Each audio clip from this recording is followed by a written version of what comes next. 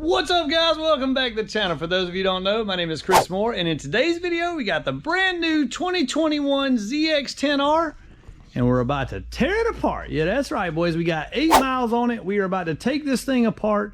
We're gonna see what's going on in the clutch on these things. So nobody has really hacked into the clutch on a new 2021 yet. We're gonna see if it's all the same as the 2020, and if it is, Brock's Performance has hooked us up with some goodies to put on this thing. We got a clutch mod for a ZX10R. We have some heavy duty clutch springs. We have a front end tie down lowering strap, and we have a lowering kit for this thing that we're gonna be doing some test fitting on. So we're gonna see how all these parts fit, test fit them, and make sure everything is just right for the guys at Brock's Performance. And then, like I said, this Sunday, we're gonna... You was waiting on it. Sunday. Yeah, that's right. We're taking it to the track this Sunday to see what this thing is all about. The only modifications will be done to it will be the lowering kit on the rear and a tie-down strap on the front. Now, some of you may be wondering what a tie-down strap on the front does. I'm going to show you that right here in just a second.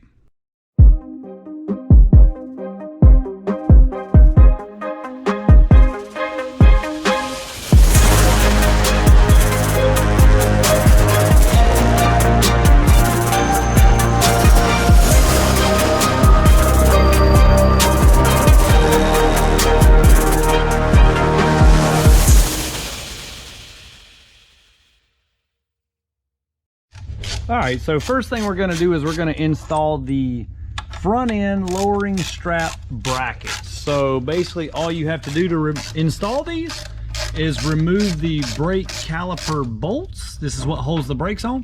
You simply just remove it, install the bracket, put the bolt back in, and then do that on the top and bottom. And then we do that on each side. And then our front end tie down strap will bolt on right here. And then, in preparation for putting the lowering kit on, I have removed the Footpeg brackets to give us a little bit more room, make it a little easier to work. We're going to be removing all this right here and replacing that with our Brock's Performance window link kit. So this lowering kit is 100% fully adjustable. You can set it to whatever ride height you may desire. And this comes with all the proper brackets and everything we need to do so. And then of course this right here is the actual front end tie down strap itself. So we're about to get this on, get it a little bit lower. Once we lower the bike, we've got to replace the kickstand because the kickstand is basically set up for stock ride height. Once you lower that down, then the bike is not going to be leaned over at the right angle. So we've got a shorter kickstand, which will put the bike sitting at the factory lean angle once we get it lowered. We got the lower fairing off so far. This is pretty cool how it's a multiple piece fairing. You can actually remove this super easy in order to change your oil, do whatever you need to do. But I'll look at the stock headers on this thing. They look really good, the titanium work. Look at how this header connects over to that header. Got a little crossover tube. Interesting. All right, so we just got the Brock's Performance brackets installed. Now we're about to get the actual link itself installed. The longer you make this link, the lower the bike goes. So once you put it on here, then you can actually just adjust the threaded rod, just turn it and raise and lower your bike without any really special tools. Really just need one wrench right there to adjust that. And then you can set the ride height wherever you want to. We're going to have this thing lowered here in just a second. We've got the front end tie down strap installed. You see this just runs from here up over the top of the neck on the frame over to the other side, and then it bolts on nice and neat like this. This is a 100% safe. In other words, this is not something you got to worry about coming undone or coming loose while you're riding. And basically what this thing does is just pulls down, compresses the front forks, lowers it down, takes a lot of the spring out of the fork. So if you were to wheelie, it comes down, no boing, no pop back up. This is going to take all the cushion out. And like I said, this is a drag racing / street racing application. These help a ton. So we're gonna run it Sunday at the drag strip. We're gonna have this fully loose as it'll go. In other words, stock configuration. I'm gonna run it like that, and then we're gonna pull it back down, tie it down as tight as we can get it, and run it again and show you what the actual differences in the times that just that strap makes. That was a lot of work, guys. Ralphie is tired. Nah, it's super easy to put these lowering kits on.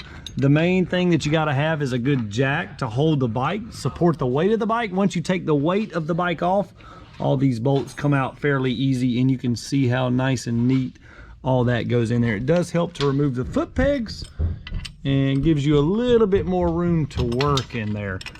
But we got all that stuff. We're locking it down now. You can see we've got the wheel gap is basically dropped down a ton right here. And I think that's gonna be good. I would say we lowered it about 2.5 to 3 inches. I should have done a measurement before we started. The front is still totally stock. You can see the bike is sitting almost dead level. Once we lower the front just a little bit with the tie-down strap, that's gonna give us just a little bit of front rake in the front. We always want the front just a little bit lower than the back to help hold the front end downward a little bit. We almost got this project wrapped up, guys. We're about to put the kickstand on now, and then we're gonna get into that clutch. All right, guys, so that's all the time we have for today's video. We're gonna get the clutch kit installed on the next video. So if you're not already subscribed to the channel, smash that like button and let me know what you think about the results of the ZX10 with the lowering kit. So I've read a lot of comments, and I've even commented myself. I'm like, yeah, the front end on this thing, not too good. But dude, I swear, that's Darth Vader. Like, I think that's him. The front end on this thing looks sick now. It looks just, I don't know, definitely, this has got to be Darth Vader. I really like the way it looks now. I'm starting to really dig this bike. At first I was like, yeah, we'll get it for a YouTube project. Like my Suzuki better, but man, I'm really starting to like the looks of this thing. Let's see how it performs. It really impressed me on the dyno the other day. If you have not seen that video, check it out right there. And we will see you guys in the next video at the racetrack. Make sure you subscribe to the channel. See you next time, guys.